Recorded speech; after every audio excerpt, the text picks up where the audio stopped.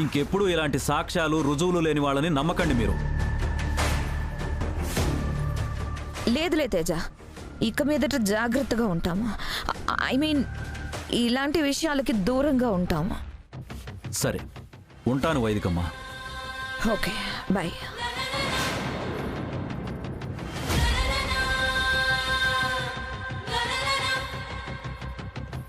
వైదిక, తేజకి విషయం తెలియలేదు, కానీ పృథ్వీకి మాత్రం కొంతవరకు అనుమానం వచ్చుండొచ్చు.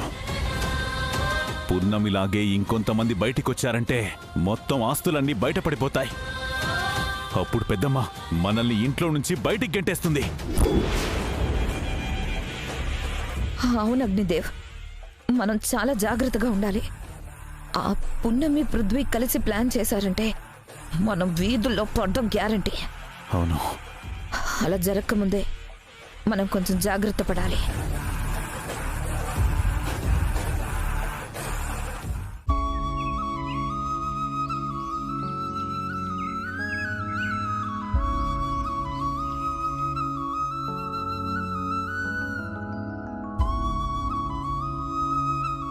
వకీల్ సాబ్, ధన్యవాదాలు.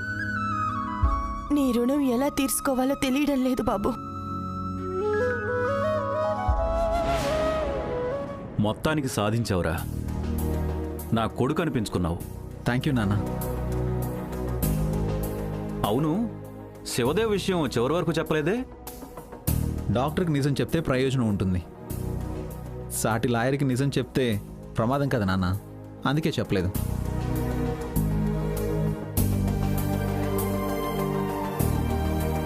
అవును, నా జాబిల్ లేది? అంకుల్, కాదు, కార్లో ఉంది అంకుల్. కార్లో బజ్జు పెట్టాం కదా.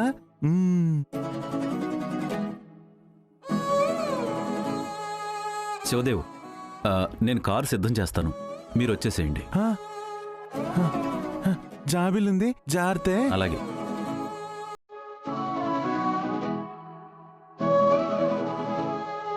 అంకుల్,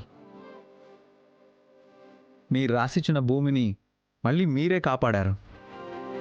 ఈ పేపర్స్ మీ చేతుల మీదుగా వాళ్ళకి ఇవ్వండి.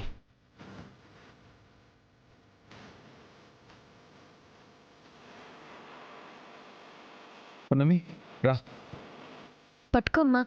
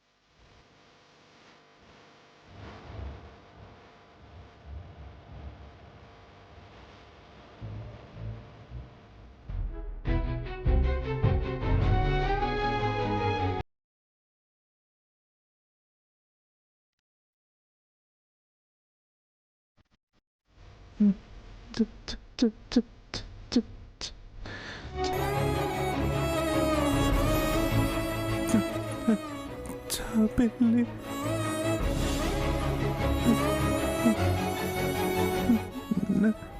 హే పృథ్వీ, కంగ్రాచులేషన్స్. కంగ్రాచులేషన్స్ రా. హాయ్. లేపరా పైకి.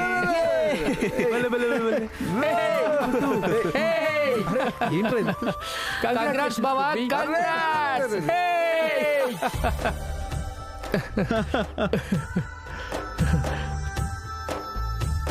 టేకప్ చేసిన ఫస్ట్ కేసే ఇరగదీశావు మావా. కంగ్రాచులేషన్స్. థ్యాంక్ యూ రా. తండ్రి మీద కేసు గెలిచి తండ్రికి తగ్గ తనయుడు అనిపించుకున్నావు. అవును వకీల్ సాబ్, మీరు నాకు ఇచ్చింది ఈ భూమిని మాత్రమే కాదు, మా అమ్మని కూడా.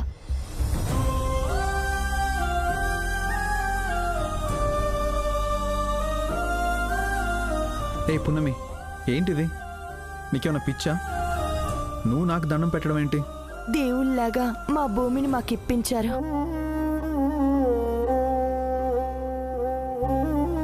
నన్ను వాళ్ళ నుంచి కాపాడారు. దేవుడికి దండం పెట్టడం తప్పు కాదు బాబు. పృథ్వీ, ఇక చాలు, వెళ్దాం. అసలే పెదనాన్ని తీసుకొచ్చావు, లేట్ అయితే నాన్నమ్మకి ఏం సమాధానం చెప్తావు? మయూక, నువ్వు అంకుల్ తీసుకెళ్లి కారులో కూర్చోబెట్టు, నేను వస్తాను. నువ్వు కూడా రా పృథ్వీ. పదండి పెదనాన్న, పద పద. మనం వెళ్దాం. Tata tata. Bye bye. Bye మావా, మళ్ళీ కలుద్దాం. పున్నమి, నువ్వు త్వరగా ఇంటికి వచ్చే. ఆ, అలాగే అమ్మా. జాగ్రత్త.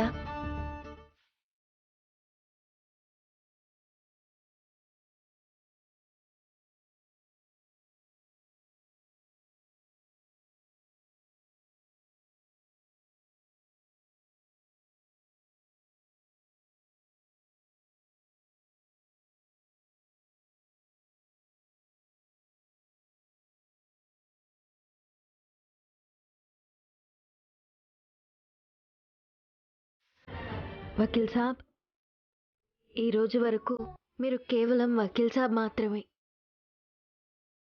కానీ ఈ రోజు నుంచి అంతకు మించి చాలా ఎత్తుకు ఎదిగిపోయారు. అక్కడున్నారు. పున్నమి, నువ్వు ఎక్కువ ఆలోచిస్తున్నావు. నేను ఇక్కడే ఉన్నాను.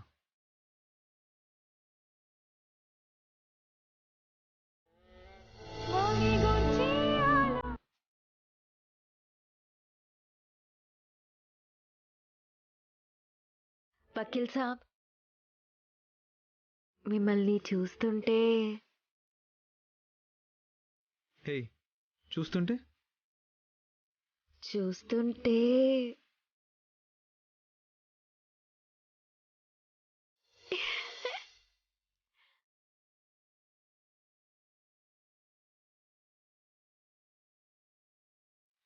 పున్నమి,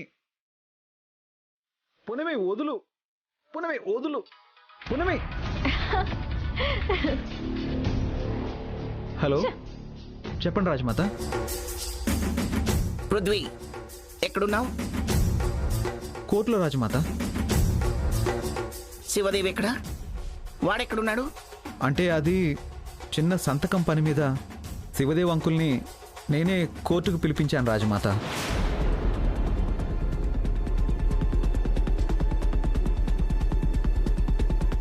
నా అనుమతి లేకుండా కోర్టుకి ఎందుకు తీసుకెళ్ళావు? అది కాదు రాజమాత, పొలం గురించిన చిన్న సంతకం కోసం. పృథ్వీ, ఇంకేం మాట్లాడుకో. ఉన్న పళంగా నా శివదేవుని ఇంటికి తీసుకురా. అలాగే రాజమాత, ఇప్పుడే వస్తాను. ఏమైంది? నేను అర్జెంటుగా ఇంటికి వెళ్ళాలి. రాజమాత ఫోన్ చేశారు. పున్నమి, వెళ్ళొస్తాను.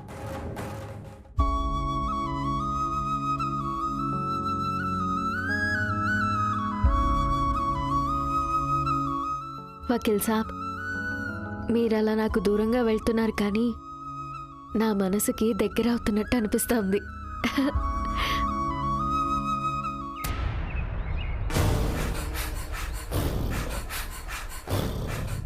ఆ పున్నమిని పృథ్వీని చాలా తక్కువ అంచనా వేశాం. మన వైపు తేజ ఉండగా కేసు ఖచ్చితంగా గెలుస్తామనుకున్నాం. మన గురించి తేజకి ఏ మాత్రం అనుమానం కలిగినా మన బండారం బయటపడేది. అన్నయ్య బయటికి రాలేడన్న ధైర్యంతోనే మనం ఆ భూములు లాక్కున్నాం. ఇప్పుడిక అన్నిటికీ అన్నయ్య ముందుకొచ్చాడంటే మనం లాక్కున్న భూములన్నీ పోతాయి వైదిక. మనం కూడా రోడ్డున పడతాం. ఆ పున్నమి డబ్బు అడిగిన రోజే ఇచ్చుంటే 2 లక్షలతో పోయేది. ఇప్పుడు భూమి పోయింది, 1,00,000 పోయింది.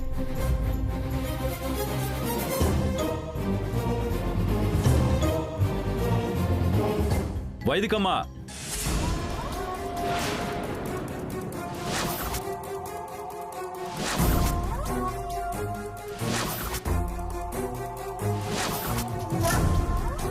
ఇందాక ఫోన్లో కూల్గానే మాట్లాడాడు, ఇప్పుడేంటి ఏదో తెలిసినట్టుగా సీరియస్గా ఉన్నాడు. ఏంటి ఇంత సీరియస్గా ఉన్నాడు? వ్యవహారం తేజకు తెలిసిపోయి ఉంటుందా? ఇప్పుడు ఏదో ఒకటి చేసి మేనేజ్ చేయాలి. తేజ అది నా కొడుకు చేతిలో ఓడిపోయినందుకు నాకు బాధగా లేదమ్మా. ఒక మోసాన్ని న్యాయం అని వాదించినందుకు బాధగా ఉంది. ఒక మోసగాన్ని గెలిపించడానికి వాదించినందుకు బాధగా ఉంది నాకు. దీనికే అంత ఓవర్ యాక్షన్ చేసి చచ్చాడా వీడు? ఇది ఇందాకే చెప్పాడు కదా. సారీ తేజ, నేను కూడా వాడు అలా చేస్తాడని అనుకోలేదు. వాడు నాతో చెప్పిన మాటలు బట్టి చూసుకుంటే వాడు చెప్పిందంతా నిజమనిపించి నీకు చెప్పాను. అంతేకాదు, ఆ ల్యాండ్ పున్నమి వాళ్ళదని నాకు అస్సలు తెలీదు. ఇవన్నీ ముందే తెలుసుంటే ఈ కేసు కోర్టుకు పోకుండానే మాట్లాడి ముగించేసి ఉండేదాన్ని. కోర్టుకు పోయి కేసు ఓడిపోవడం వల్ల ఇప్పుడు ఇంకొంతమంది కోర్టుకు వెళ్తారనే భయం లేకుండా ఉండేది. ఆ భూమి మన రాజవంశీయులది. రాజావారు శివదేవు పేదలకు పంచిన భూమి. తమ్ముడైన నాకు పంచలేదు గాని గూడెం వాళ్లకు మాత్రం పంచిపెట్టాడు. గూడెం వాళ్ళు చేసిన వాల్యూ కూడా నేను చేయలేకపోయానా? అందుకే ఒక రాజావారు కుడి చేత్తో ఇచ్చిన భూమిని ఈ రాజావారు ఎడం చేత్తో లాగేసుకుంటున్నాడా? శివదేవ్ వచ్చి అది తనిచ్చిన భూమి అని చెప్పడంతో నేను షాక్ అయ్యాను. తీరా చూస్తే అవి శివదేవ్ సంతకం చేసిన ల్యాండ్ పేపర్సే.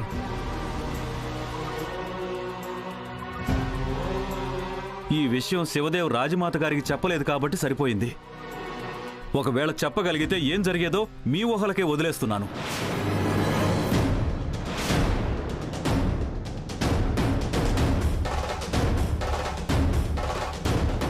ఇంకెప్పుడు ఇలాంటి వాళ్లకు ఒత్తాసు పలక్కండమ్మా. అలాగే తేజ.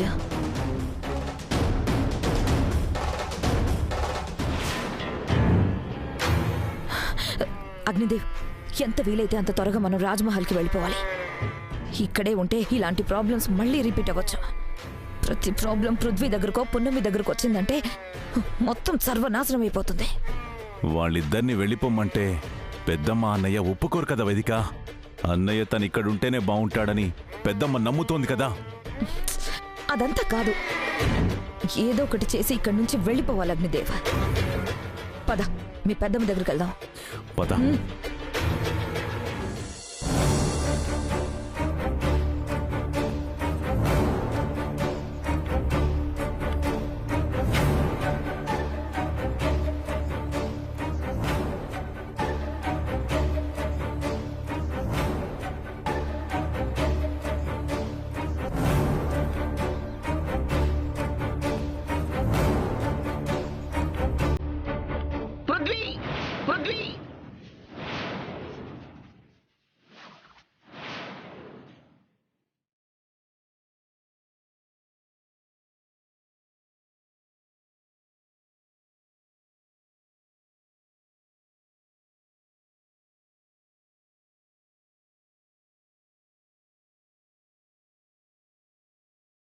శివదేవ ఆరోగ్యం గురించి, శివదేవ బయటికి వెళితే వాడికున్న ప్రమాదం గురించి తెలిసి కూడా వాడిని కోర్టుకు ఎందుకు తీసుకెళ్ళావు?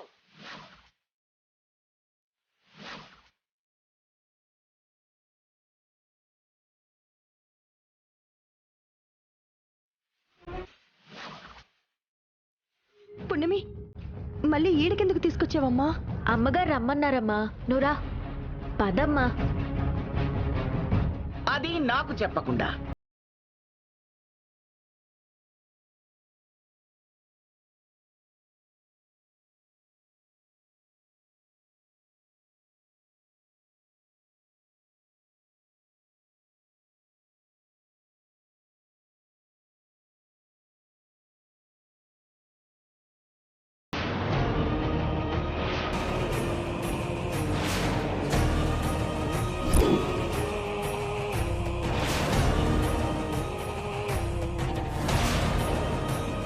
చనువు ఉంది కదా అని ఎలా పడితే అలా ప్రవర్తిస్తే మహల్ నుంచి వెళ్ళిపోవాల్సి వస్తుంది.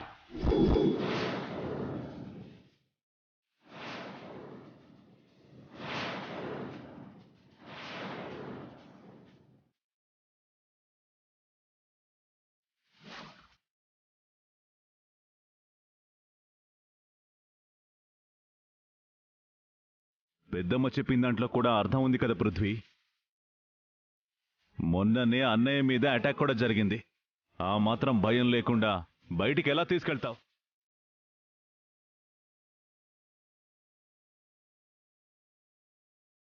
శివదేవ్ మావగారి అవసరం అంత ఇంపార్టెంట్ అనుకుంటే మాకు కాల్ చేస్తే మేము తీసుకొచ్చేవాళ్ళం కదా పృథ్వీ.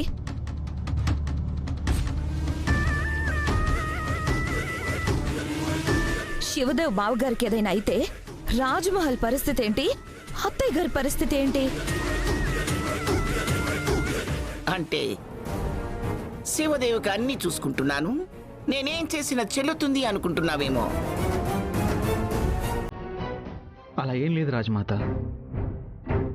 కోర్టుకి శివదేవ్ అంకులు వస్తున్నారని తెలిస్తే కేసుని తారుమారు చేస్తారనే భయంతోనే కేవలం అలా చేశానంతే.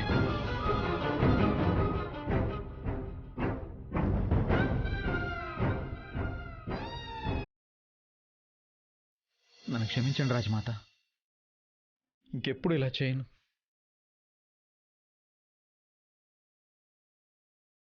మీ అనుమతి లేకుండా శివదేవ్ అంకుల్ గదిలో కూడా వెళ్ళను.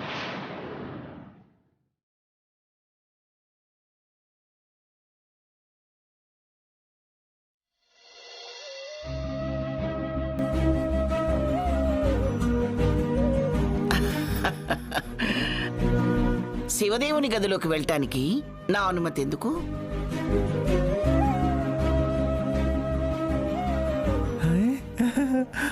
నువ్వు వాదించిన ఫస్ట్ కేసే గెలిచావు కదా, శుభాకాంక్షలు.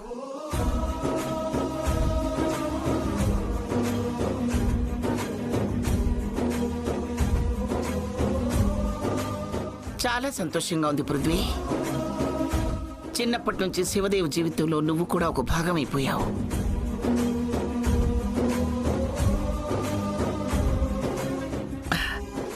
ఒక రకంగా వాణ్ణి కన్న తల్లిగా నాకంటే నువ్వే ఎక్కువగా చూసుకున్నావు. అలాంటిదే నీ విజయంలో శివదేవ్ భాగమైతే తప్పే ఉంది?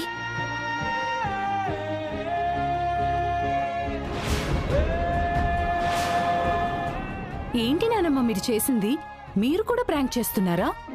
నీ వయసులో మాత్రమే చేయాలని రూల్ ఉందా ఏమిటి? నాకు చేయాలని ఉంటుంది కదా.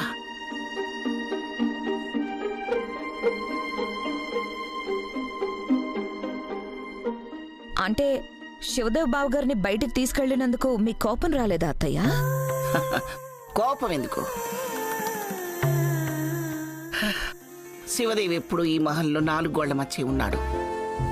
అలా బయటికి వెళితే శివదేవులో ఏదైనా మార్పు రావచ్చు కదా.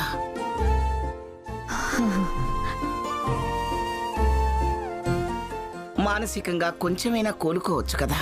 పెద్దమ్మ, మీరన్నది బాగుంది, కానీ అన్నయ్యకి బయట ప్రాణగండ ఉంది కదా. అలా ఏమైనా అయితే మీరు తట్టుకోగలరా?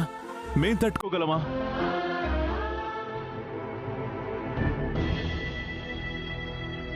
తను ప్రేమించి పెళ్లాడిన భార్య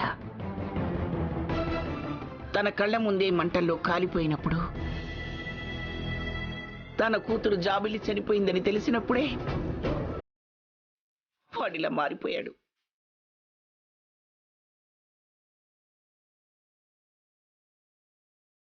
కానీ పున్నమి ఇంట్లోకి వచ్చిన దగ్గర నుంచి, శివదేవుకి దగ్గరైన దగ్గర నుంచి నాకు అభయం లేదు అగ్నిదేవ్.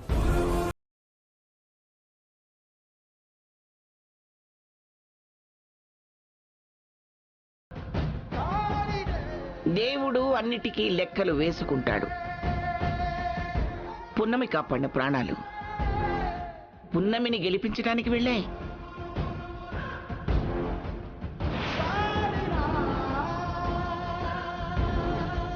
పృథ్వీ శివదేవుకు చేస్తున్న సేవకు రుణం ఎలా తీర్చుకోవాలా అనుకుంటూ ఉండేదాన్ని. ఇప్పుడు పృథ్వీ గెలవటానికి ఉపయోగపడి ఆ రుణం తీర్చుకున్నాడు.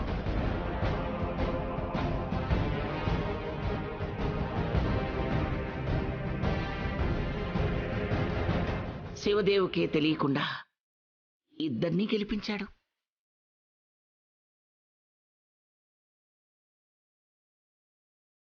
తేజ, అమ్మగారు, నీ కొడుకు గట్టిపిండమే. నీ కొడుకు నీ మీదే గెలిచాడు. ఆ, తండ్రికి తగ్గ తనయుడు అనిపించుకున్నాడు. అమ్మా లక్ష్మి, అమ్మా, నీ కొడుకు మీద అందరి దృష్టి పడి ఉంటుంది. ఇంటికి వెళ్ళాక దిష్టి తీ. అలాగే అమ్మా.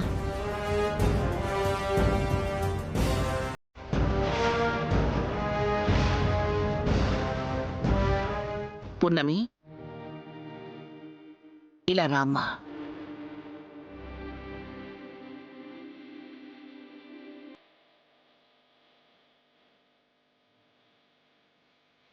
ఇక్కడే ఉండాలి, ఓకేనా?